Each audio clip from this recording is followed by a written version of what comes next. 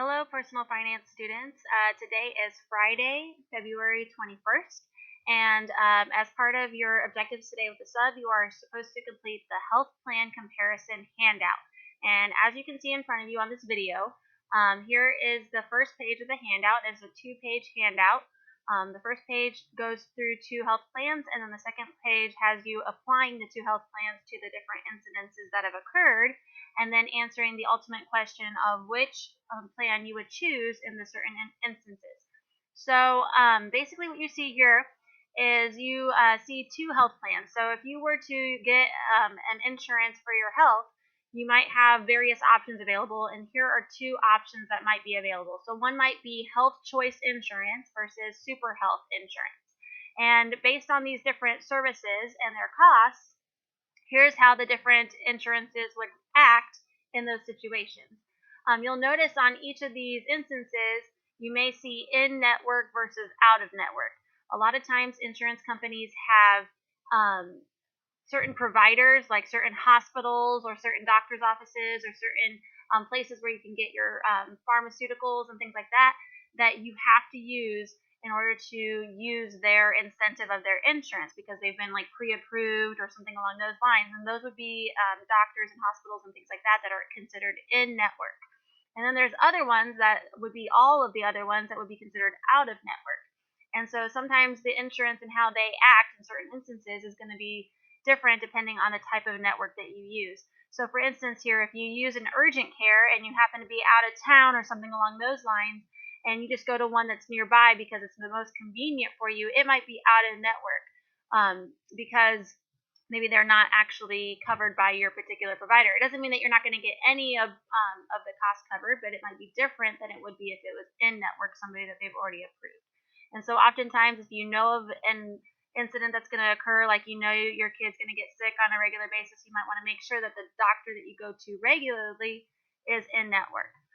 If you know you're going to have a baby in the next year, you want to make sure that the hospital that you start sending your appointments up at is going to be a hospital that's covered by that particular network. So those would be the things you'd want to take into consideration.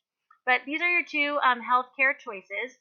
And then when you get down to the sheet where you actually fill in stuff in the different red boxes, which please read the directions so you know what's going on there, what you're going to do is you're going to read what the incident was, and then based on what the incident says, you're going to go back up to the plans and see which category it would be in, and then record the appropriate price for each of the particular choices. So for instance, this first one, it says it's a doctor's visit for a sore throat and a cough in network, and it's $95. So we go up here, and this most closely matches physician's office visit, and it's in network.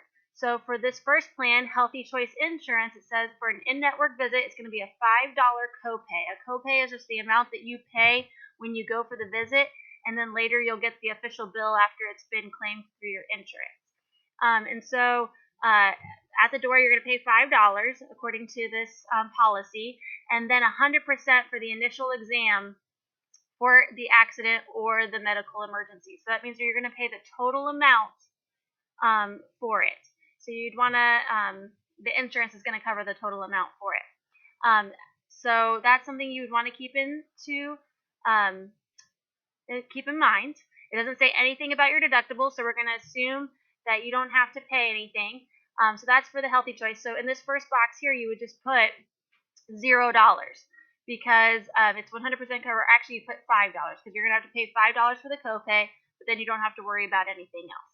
And then for the cost of super health, we're going to go to the same category and look over here, and it says it's going to cover 90% of approved amount after deductible. And it doesn't mention any thing about it being like having a copay or anything. So there's no copay here, and it says 90% of approved amount after deductible. Well, we haven't met our deductible yet. We're not going to meet our deductible until after the second incident. So we're going to assume that we're going to pay the total amount ourselves. And so over here, you would put $95. So right here, 5, because that's all you're going to pay for that particular insurance. And then over here, 95. So with this initial visit, it looks like super health is it's going to cost you a lot more than the cost of Healthy Choice would. But by the time you get down to the bottom, you may see a different story. And so this very last section here, it tells you to add up each column so you can see how much you really,